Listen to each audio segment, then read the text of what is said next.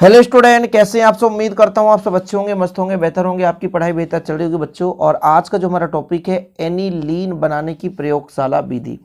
Aniline मतलब बच्चों आप सबको पता है इसका फार्मूला क्या होता है, C6H5NH2। जब भी किसी चीज़ के बनाने की विधि की बात आ जाती है तो सबसे पहले तो आपको यही पता होना चाहिए कि आखिर एनिलीन का भाई फार्मूला क्या है। जैसे C6H5NH2, तो हम कहीं ना कहीं भाई साहब इस जो फेनिल ग्रुप है इसके ही यौगिक से हम कहीं ना कहीं इस एमीन को हम बनाएंगे। तो ये चीज़ हमेशा याद रखो कि हमें बनाना है तो ऐसा क्या हम पदार्थ ले लें जिसके माध्यम से बन जाए। हालांकि ये चीज़ तो हम प्रैक्टिकल प्रायोगिक रूप से नहीं किए, लेकिन जो आपके एग्जाम में आ रहा है, जो आपके बुक में रहता है बच्चों, उसी के आधार पर हम आपको समझाने की कोशिश करते हैं। ये प्रैक्टिकल आप लोग शायद आगे चलकर जब ग्रेजुएशन करें वहाँ पे आपको मिल जाए, हालांकि हमने नहीं किया है। तो प्रयोगशाला में एनिलीन बनाने के लिए बच्चों हम नाइट्रोबेंजीन का प्रयोग करते हैं। नाइट्रोबेंजीन का सूत्र होता है C6H5NO2। यह है नाइट्रोबेंजीन। इसके सहारे से हम इस एनिलीन को बना सकते हैं। फेनिल एमीन आपको दिख रहा है, अर्थात एनिलीन है। ठीक है बच्चों, तो यहाँ पर देखो ये ग्रुप सेम है, तो हमें जिस भी पदार्थ को बनाना होता है उसके ही सिमिलर ऐसे कोई भी पदार्थ से ही उसे बनाया जा सकता है। ऐसा नहीं कि अब मेथेन से आप बेंजीन रिंग बना दो, ऐसा हो ही नहीं सकता है। कहीं ना कहीं ये फेनिल का उत्पाद है, ये भी फेनिल से ही है, नाइट्रोबेंजीन जैसे है। ठीक है, तो यहाँ पर बच्चों सिमिलर यौगिक लेकर ही हम उसको बना सकते हैं। इसको बनाने के लिए हम क्या करते हैं, गोल पेंदयुक्त फ्लास्क है, देखो जरा ये गोल पेंदयुक्त फ्लास्क है, इसी में सारी रासायनिक अपक्रिया कराते हैं। मुख्य रूप से बच्चों यहाँ पर अपचयन होता है। नाइट्रोबेंजीन का यदि अपचयन हो जाए तो हमारा क्या प्राप्त हो जाता है, एनिलीन प्राप्त हो जाता है। मतलब कैसे अपचयन, अपचयन मतलब हाइड्रोजन का जुड़ना। तो हमारे पास नाइट्रोबेंजीन क्या है, C6H5NO2 ये हमारा नाइट्रोबेंजीन है। अपचयन मतलब जितना चाहे हम जोड़ सकते हैं टिन और HCl के उपस्थिति में। हाइड्रोजन जितना चाहिए, तो C6H5 हमें 2 हाइड्रोजन यहाँ पर चाहिए। ठीक है, साथ में बच्चों यदि यहाँ पे 2 ऑक्सीजन है तो 2 H2O का अणु निकल जाएगा। तो इसलिए टोटल 2 और 2 4, 4 2 6 हमको हाइड्रोजन की आवश्यकता थी, तो 6 हाइड्रोजन यहाँ पर जुड़ा है। तो अपचयन की क्रिया के फलस्वरूप सीधा एनिलीन बनाता है। मतलब प्रयोगशाला में हम एनिलीन बनाना चाहते हैं तो इसको नाइट्रोबेंजीन को टिन और हाइड्रोक्लोरिक अम्ल द्वारा जो उत्पन्न हमारा नवजात हाइड्रोजन होता है इससे अपचयित होकर बच्चों ये क्या बनाता है, नाइट्रोबेंजीन एनिलीन बनाता है। ये नवजात हाइड्रोजन कहाँ से आ गया, बोला टिन और HCl, ये जब आपस में संयोग करेंगे तो SnCl2 बना लेगा। 2 का मल्टीप्लाई कर दो, H2 बाहर आ जाएगा। नवजात हाइड्रोजन जब बात करते हैं तो कुछ इस प्रकार से H लिखते हैं ब्रैकेट के अंदर, 2H निकला तो 2H कर दो, नवजात हाइड्रोजन। इसी के द्वारा बच्चों ये क्या होता है, अपचयन की क्रिया होती है और अपचयन के फलस्वरूप एनिलीन बनता है। चीज़ें क्लियर है, एक एक पॉइंट समझाने की कोशिश करता हूं भाई साहब। कोई भी आपके पास टॉपिक है जो आपको समझ में नहीं आता है, फिलहाल जितना भी टॉपिक है मैंने कराया है वो आपको प्लेलिस्ट में मिल जाएगा। आप बेहतर तरीके से देख सकते हैं, बेहतर तरीके से तैयारी कर सकते हैं बच्चों। ठीक है, तो यहाँ पर जो हम एनिलीन बना रहे हैं वो किससे बना रहे हैं, नाइट्रोबेंजीन। इसका सीधा अपचयन करा दिए तो ये मिल गया। क्या इतने में ही हम संतुष्ट हो जाएंगे, नहीं बच्चों, इसको हम पूरा समझते हैं। जरा देखो यहाँ पर गोल पेंदयुक्त फ्लास्क है, हम भैया किसका अपचयन करा रहे हैं, नाइट्रोबेंजीन। तो यहाँ पर हम नाइट्रोबेंजीन लेंगे, साथ में किसके उपस्थिति में, टिन और HCl, मतलब टिन भी रहे और HCl, टिन। ठीक है, याद रखिएगा टिन रहेगा बच्चों। लगभग इसका 60 ग्राम लेते हैं। जैसे हमारे पास नाइट्रोबेंजीन जो है, नाइट्रोबेंजीन C6H5NO2 ये नाइट्रोबेंजीन है। इसका यदि हम 30 ग्राम ले रहे हैं बच्चों, तो टिन जो है, ये जो टिन है मतलब SN है, इसका हम 60 ग्राम उपयोग करते हैं। यानी गोल पेंदयुक्त फ्लास्क में ये जो हमारा नाइट्रोबेंजीन है इसका 30 ग्राम मात्रा, और जो हमारा टिन है बच्चों इसका 60 ग्राम मात्रा लेते हैं। और इसमें फिर लगभग 150 ml HCl डालते हैं। अच्छा, HCl डालते हैं तो ऐसा नहीं कि एक साथ पूरा 150 ml डाल दें यहाँ से सांद्र HCl।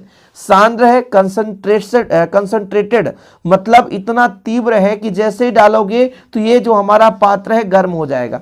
तो इस पात्र को ठंडा करते रहते हैं।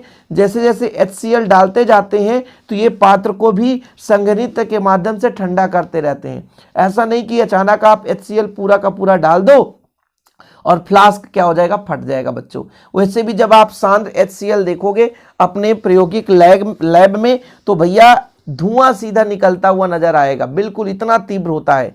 कहीं पे यदि पानी में भी उसे मिलाओ तुरंत धुआं देने लगता है, समझ रहे ना बच्चों। तो बहुत ही तीव्र है, सांद्र HCl है। तो जैसे इस फ्लास्क में हम डालते हैं, धीरे धीरे करके डालते हैं और इसे हम जो फ्लास्क है इसे नल से ठंडा करते जाते हैं। ऐसा नहीं कि अचानक पूरा डाल दो, क्योंकि भैया जब हम इसको अचानक डालेंगे तो गर्म हो जाएगा, फटने का चांसेस ज़्यादा हो जाती है। तो यहाँ पर हमने 30 ग्राम क्या ले लिया है, नाइट्रोबेंजीन लिया है बच्चों, और इसमें 60 ग्राम टिन ले लिया है। फिर 150 ml यानी 150 ml HCl यहाँ पे डालना चाहते हैं। तो धीरे धीरे करके हम बूंद बूंद करके इसमें डालते हैं और इसे नल से ठंडा करते जाते हैं। जब सब पूरा डाल देते हैं, 150 ml पूरा मतलब इसके अंदर डाल दिए, तब इस पूरे को हम बच्चों क्या करते हैं, एक जल ऊष्मक में रखकर, जल ऊष्मक का मतलब है इसमें जल भरा है, पानी भरा है, और इसको गर्म करते हैं। तो पहले पानी गर्म होता है, इसके बाद फ्लास्क गर्म होता है। तो पूरा जब मिल जाता है तो इसे हम जल ऊष्मक की सहायता से गर्म करते हैं, और जल ऊष्मक की सहायता से जब गर्म करते हैं तो हमें निम्नलिखित से यौगिक प्राप्त होते हैं, जो रासायनिक अपक्रिया के माध्यम से आपको समझाऊंगा। जैसे जब हम इसको गर्म करते हैं जल ऊष्मक में, तो सबसे पहले जो यौगिक बनता है यहाँ पर मैं आपको थोड़ा समझा दूं। मेरे पास बच्चों नाइट्रोबेंजीन है, नाइट्रोबेंजीन है मतलब C6H5 और NO2, ये नाइट्रोबेंजीन है। इसमें डाला गया है टिन। क्या बच्चों, टिन। टिन का फार्मूला क्या होता है, SN होता है ना, ठीक है। टिन हम डालेंगे भैया 1 मिनट।